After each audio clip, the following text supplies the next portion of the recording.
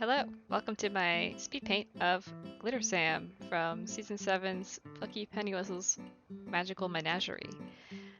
This is a screenshot study. I originally did one in Procreate on my iPad, and I decided I wanted to do another one from the same scene in Photoshop.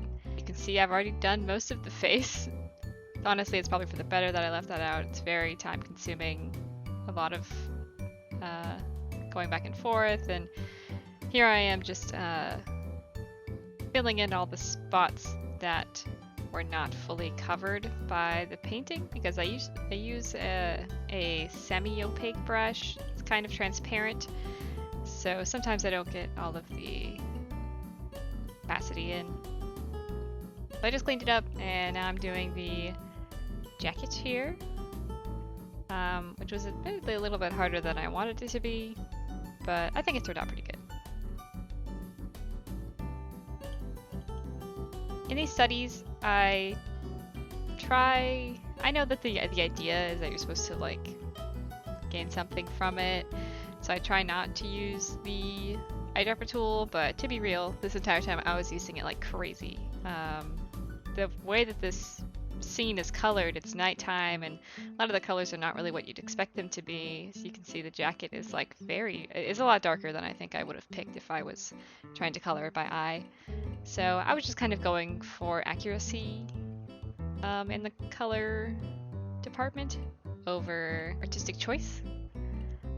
Here I am sort of blocking in the shadows and the lights and blending them in. So I did it with the hard brush first, and then I took my elliptical brush and sort of made them into little gradients.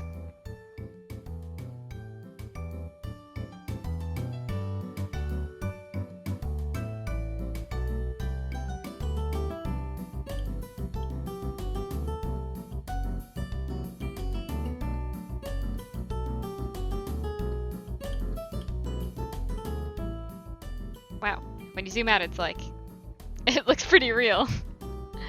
I did take a little bit of artistic liberties on the shirt. Put in some shadows maybe where there weren't shadows.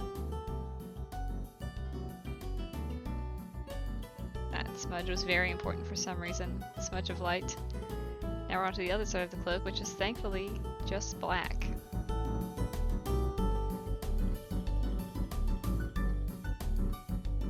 So here I am. I decided I didn't like the way his mouth looked, so I wanted to go back in and fix some of it. I moved over my reference image so I could have it both in the same screen. As you can see, I'm eyedropping it. Here's a real time what my painting process is like. But yeah, since it's a semi-opaque brush, I just basically go over it over and over until I get the kind of shades and shapes that I want. Really, I don't know how I do it. But his face was really hard, and I worked on it like very solidly, like more solid than I've ever worked on art in like the last 6 months. And I think it really paid off. I had a lot of fun working on it. Here I am, I flipped it, realized his eyebrow or his eyelid was kind of more hooded than I thought it was. Then I put another image of it right beneath it, and I was comparing it. And there are differences, but I decided that it looked good enough. Because, you know, there always will be differences. I'm not going for photorealism, I'm going for like a painterly style. Here's where I do the background. I remember I was listening to a podcast at this time. I was listening to Bridgewater. Shout out to Misha Collins. And I think that's pretty much the only thing that got me through it. Backgrounds are very boring. Okay, so see, I didn't do the eyedropper for the spot under the light, and that's why it's the wrong color. So, you know, that obviously means that I should be working on it, but like I said, at this point I am a hobby artist. I draw to have fun and make things that I'm happy with. So who cares if I used the eyedropper tool? I made something cool that I was proud of. Their hand blocking out the car. If there's one thing I'm worse at drawing than backgrounds, it is cars. So I was pretty much just trying to go for the right silhouette. To be vaguely recognizable as a car.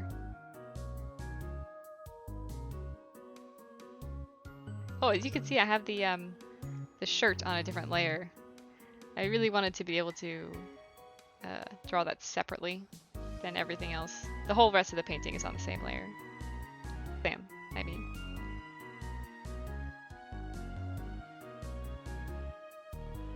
Doing a little bit of rendering here. Bringing out some of the shadows and the light of the background. I think it looks pretty nice, honestly.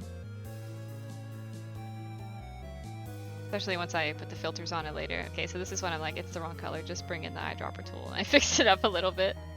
Yeah, same with that. See, it's totally green on mine.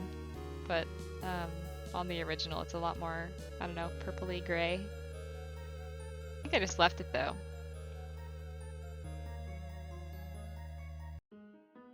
Oh, that was such a pain. That was something that was way easier on my iPad, was making that light shine. I don't know why.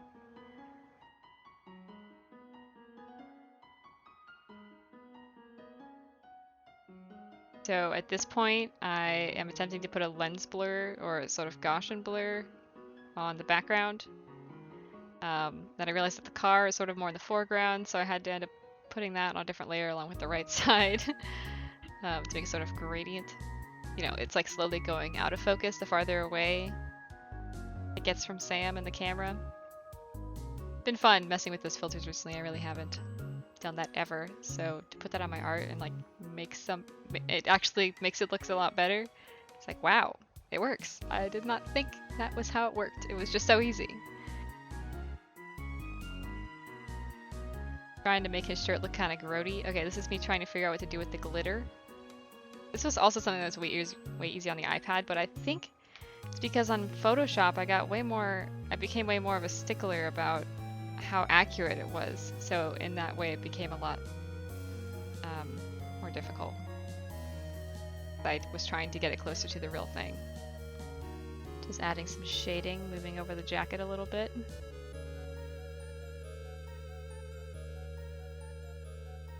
I actually didn't include me fixing up the glitter, so here it is. It's all done. I ended up putting the rainbow glitter in. Took a lot longer than I wanted or expected it to, but especially compared to my Procreate one, I think it looks pretty banger. Overall, I'd say it took maybe 2 or 3 hours. So I did it over a couple. I don't know. I did like Sam's face, and then a week and a half later I did everything else. So maybe 3 hours. I hope you enjoyed the commentary. I just thought I had some stuff to say about it. Subscribe if you want to, and have a good day.